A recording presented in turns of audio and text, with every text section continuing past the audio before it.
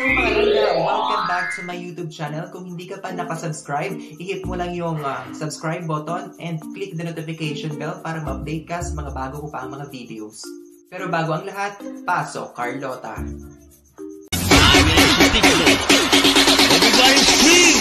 Corona memang berbahaya, tapi yang lebih berbahaya adalah Carlota.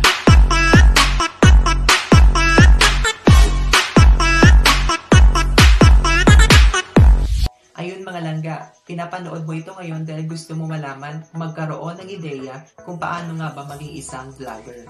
Bago ka gumawa ng iyong YouTube channel ay dapat buo na sa isipan mo na kaya mo itong panindigan hanggang dulo. Kailangan nating paglaanan ng oras ang pagiging YouTuber mo para unti-unti makilala yung channel mo. Kung kakagawa mo pa lang ng YouTube channel mo at meron ka nang in-upload ng mga videos, huwag kang mag-expect agad-agad na dadami na yung subscriber mo.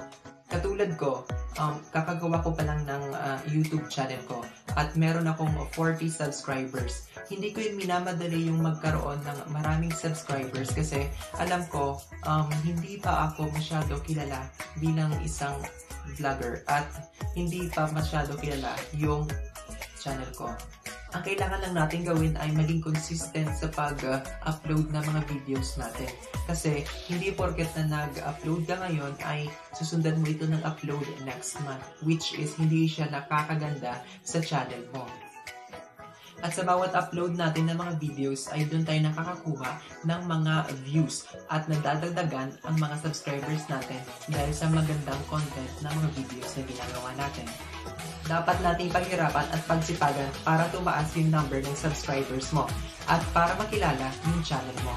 Dahil vlogger tayo, dapat alam mo sa sarili mo na inspirasyon ka para sa mga nakakarami. Dahil hindi lang isa, dalawa, kundi milyon-milyong tao ang nanonood sa iyo at nakaka-impluwensya sa mga ginagawa mo. At higit sa lahat, bilang isang vlogger ay dapat komportable ka sa ginagawa mo. Dapat alam mo na yung gagawin mo at alam mo na yung makakabuti para sa channel mo. Kung sa tingin mo nakatulong yung video na ito, just comment down below. Hindi ka pa nakasubscribe sa channel ko, pindutin mo na yung subscribe button and hit the notification bell para ma-update ka sa mga bago ko pang videos. Corona memang berbahaya, tapi yang lebih berbahaya adalah Carlota.